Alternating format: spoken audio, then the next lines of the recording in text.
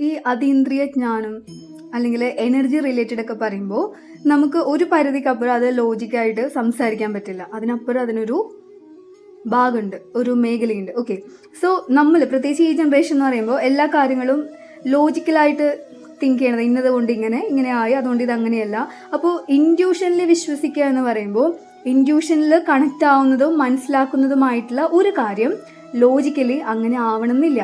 അപ്പോൾ നമുക്ക് കൺഫ്യൂഷൻ വരാനുള്ള സാധ്യതകൾ കൂടുതലാണ്. അപ്പോൾ നിങ്ങൾ സ്പിരിച്വലി കണക്റ്റഡ് ആവാൻ ആഗ്രഹിക്കുന്നുണ്ട്, അല്ലെങ്കിൽ മാനിഫെസ്റ്റ് ചെയ്യാനായിട്ട് ആഗ്രഹിക്കുന്നുണ്ടെങ്കിൽ നിങ്ങളുടെ കൺമുന്നിൽ കാണുന്ന ഒരു കാര്യം അല്ലെങ്കിൽ നിങ്ങളുടെ മനസ്സിൽ തോന്നുന്ന കാര്യം കൃത്യമായിട്ട് രണ്ട് രീതിയിൽ നിങ്ങൾക്കത് അനലൈസ് ചെയ്യാം. ലോജിക്കലായിട്ടും തിങ്ക് ചെയ്യാം. ഈവൻ അത് ഇൻറ്റ്യൂഷൻ ആണോ നിങ്ങളുടെ, അല്ലെങ്കിൽ അതിനപ്പുറം അതിൽ എന്തെങ്കിലും ഉണ്ടോ എന്നും കൂടി ചിന്തിക്കുക. ഈവൻ ഇത് നിങ്ങൾക്ക് കൺഫേം ചെയ്യാനുള്ള ഒരു ഉപാധിയാണ്. അത് തന്നെ നിങ്ങൾ റിപ്പീറ്റഡ് ആയിട്ട് കാണുന്നുണ്ടെങ്കിൽ, അതേ തോട്ട്സ് തന്നെ നിങ്ങൾ ഒട്ടും ചിന്തിക്കാത്തൊരു അവസരത്തിൽ നിങ്ങൾക്ക് വീണ്ടും ഉള്ളിൽ വരുന്നുണ്ടെങ്കിൽ, ഓക്കെ, അപ്പോൾ ഈ രീതിയിൽ നിങ്ങൾ ഒരു കാര്യത്തെ ആഗ്രഹിക്കുന്നുണ്ടെങ്കിൽ, ഒരു സാഹചര്യത്തെ മനസ്സിലാക്കാൻ ശ്രമിക്കുന്നുണ്ടെങ്കിൽ അത് വേണ്ടിയതാണോ അല്ലയോ, നല്ലതാണോ അല്ലയോ എന്ന് വ്യക്തമായിട്ട് അറിയാൻ സാധിക്കും.